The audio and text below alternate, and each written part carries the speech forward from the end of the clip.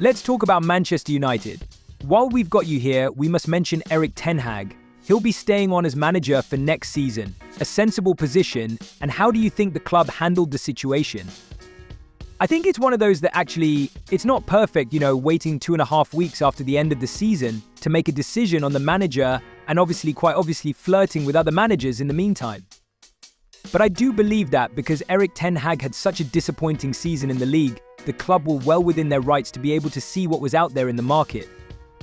But if, as we all know, the manager market this summer has been quite difficult for a number of clubs, top clubs in Europe, I'm happy that I think that they've continued to maintain that stability into next season. So I think they've come to the right conclusion in the end, but I also think they were within their rights to review at the end of the season and look at other options. And I think from Erik Ten Hag's point of view, the fact that he knows that maybe they had a look at other managers is not ideal. But I think he's also got to accept that when you're finished in the league position that Man United did, that there is a chance that you could lose your job. So I think that he should be happy. I think the club should be happy.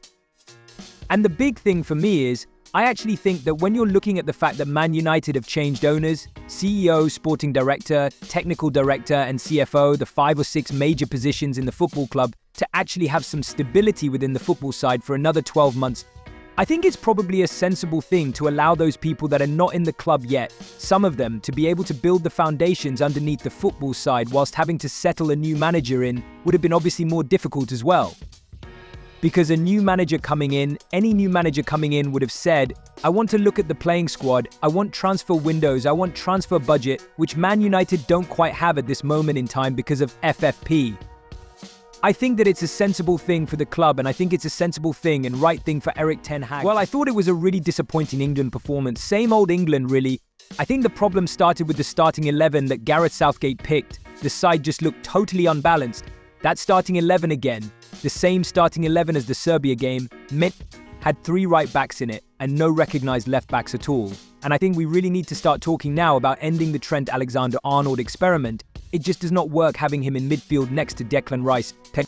Yes, he's a brilliant player, but I don't think he's a central midfield player yet at this level. He's not what England need in the centre of midfield. I thought England were actually lucky not to lose this game because in the second half Denmark were giving as good as they were getting. But I think their manager may have told them to keep shooting from long range. I don't know how many people are aware, but a new ball is being used in this tournament, and Harry Kane was telling us a few days ago that the ball favours strikers and forwards rather than goalkeepers.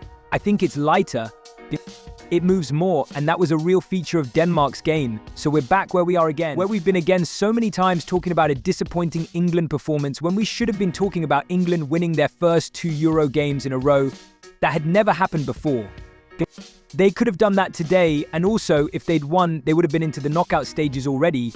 They would have been guaranteed finishing first. It would have meant that against Slovenia, but Gareth Southgate could ring the changes, but I think now there is a feeling that it's back to the drawing board for Gareth Southgate because he's going to face a lot of criticism because the bottom line is England weren't good enough today here in Frankfurt. Harvey, we went 1-on up against Serbia and England took their foot off the gas. It seemed that similar happened tonight as well. Just from what you saw, could you see a noticeable difference from the way England played before they'd gone 1 up and after? I think they started really well.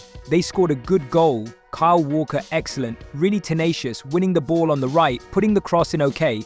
It took a couple of deflections. Harry Kane was there. England got the perfect start. Kane scored his, 64th goal for England, his 47th goal of the season, but then he started to go wrong again. You could feel that England was sitting back. They were playing too deep. Their midfielders weren't getting to the ball quickly enough.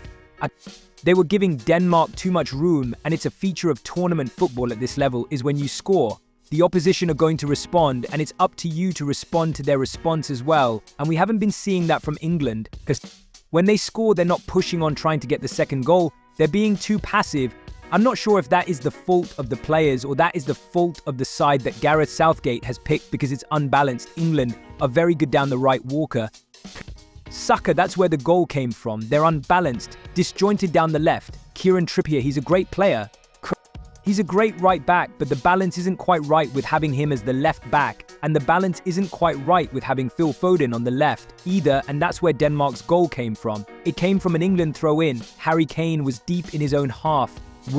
He was being criticized for playing too far forward against Serbia. It looked like he was drifting in, coming back, trying to get involved in the play when he didn't really need to. He gave the ball away, and then we saw the England midfield too late to close down Morten Helmand, and his good strike, beat Jordan Pickford, and that was the goal that Denmark deserved, and Denmark could have won the game. They had chances to win the game as well. So I think England will have to consider themselves pretty lucky to be leaving here with a draw, because they could have lost easily, and they're pretty lucky to still be top of the group, because that's two performances that haven't been great, and this performance I think was worse than our performance against Serbia, because at least against Serbia the first half was very good. Harvey, one of the things often leveled at Gareth Southgate is that he perhaps doesn't make the changes during the match when he should. And when he does make the changes, perhaps they're not the right changes. So we saw the likes of Conor Gallagher come on in the second half, Jarrod Bowen, Ollie Watkins and Eberezi. What did you make of their introduction? Do you think that England's bench was impressive tonight?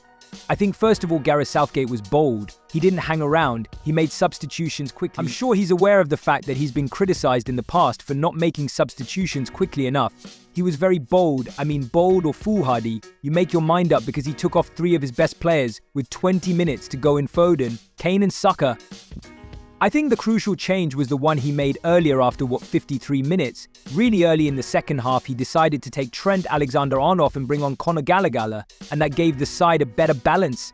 And they looked much more settled, but I think still Denmark scented that they could go on and get the winner. I think Kane down the left, Jarrod Bowen was down the right, and Ollie Watkins I thought made a difference when he came on, because he gave the Danish centre-backs the back three something to think about. With Harry Kane on the pitch and Jude Bellingham behind him, they didn't have to worry about somebody running in behind them.